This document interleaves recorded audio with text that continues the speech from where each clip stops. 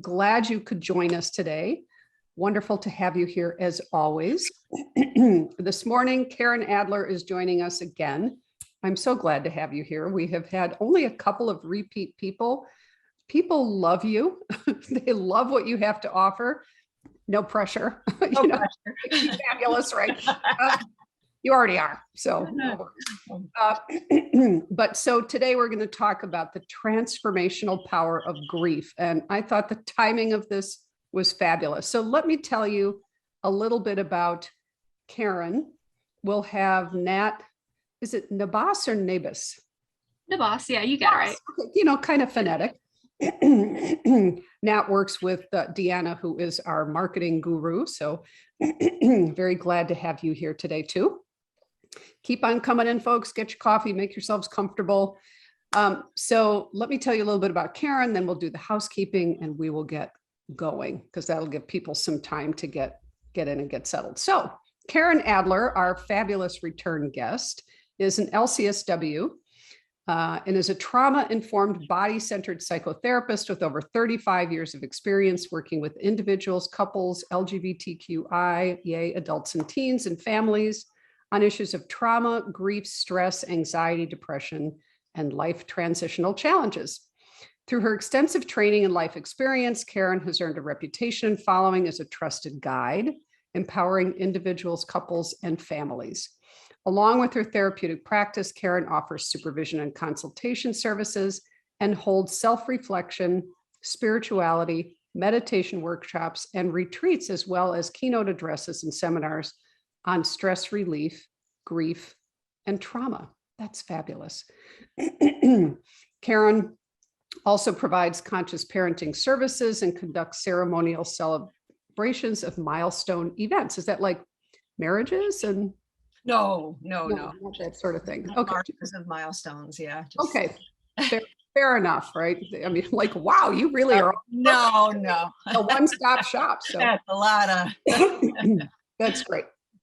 Karen's primary mode of therapy is self-acceptance training, a mind-body approach that seeks to explore, uncover, and free blocked emotions and trauma held within the body.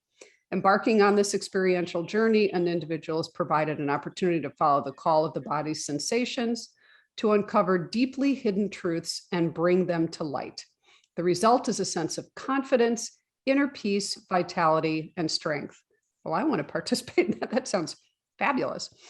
The goal of this work is not to simply live better, but to undergo a transformational shift, allowing one to live in their best self. I love that.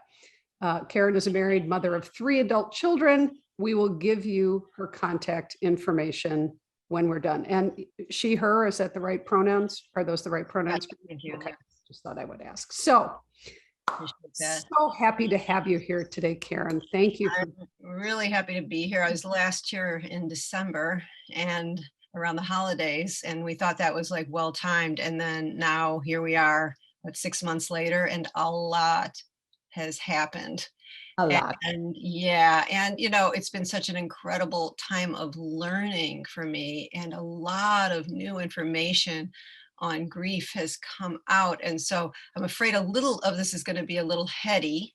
So, but hopefully there'll be other aspects to it. So I just want to make sure, I don't know, people are pretty present and really reflect on your own grief story, because I don't know if there's anyone who hasn't encountered grief at some point in some way in the times we're in right now. Well, in my bio, you heard that I do have a body-centered approach. And I do think trauma is of the body. And so it needs to be dealt with from the body. And so I just keep that in mind as I talk, even as I talk about heady things, that I really believe that the power is in our bodies to heal and to transform trauma. And we are in clearly a massively transformational time right now. How do we know? Well, look at the external world. You know, where are their answers?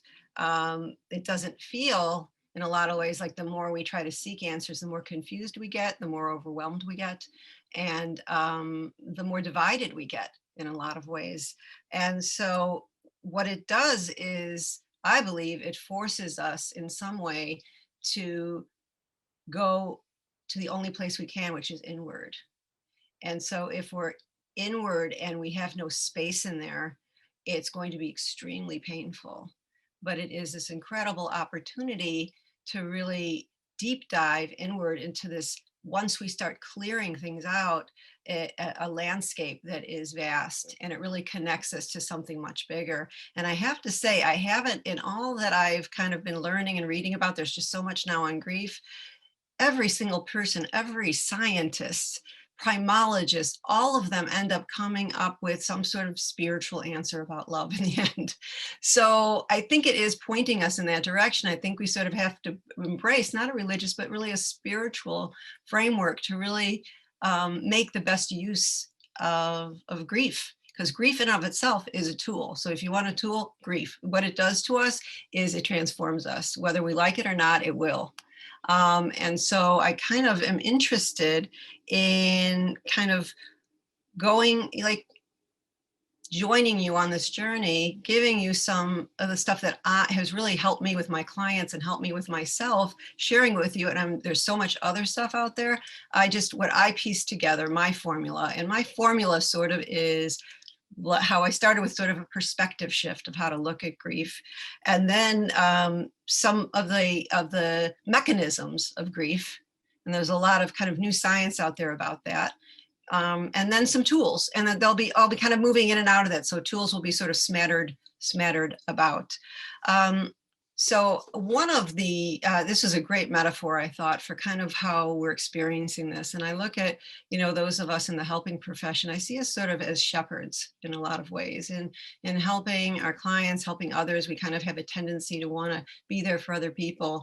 And if you look at sort of this aquarium, as our bodies or our central nervous systems, really, and what's already in there, all of our life's challenges and the stressors connected to that. If you really look at that, we're kind of already at the top anyway in our culture, because we don't have a lot of mechanisms to discharge the stress, which we talked more about last time, and there's overlap there for sure.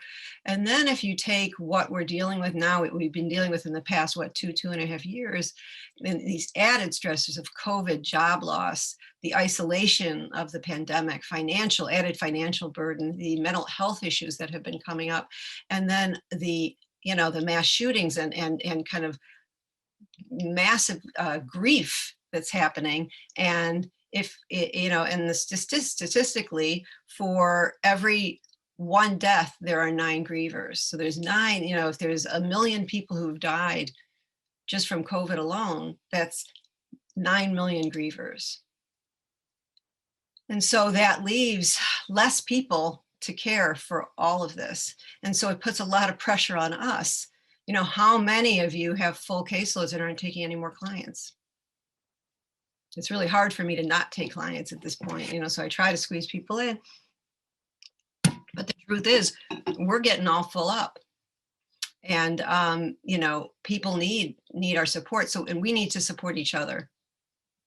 So that's a big part of this, is that we kind of are gentle with ourselves, because we have a tendency to sort of give ourselves away and deplete ourselves for the sake of others. We're no good that way. We have to really help each other, remove the rocks to lower our central nervous system's, energies, and get us into a settled state so that we can be settled for other people. And when we do that, we sort of become an endless resource for ourselves and others. We don't have to lose ourselves in the process. So, I was looking at what the hallmarks for stress and grief, and they really overlap a lot, but there are differences.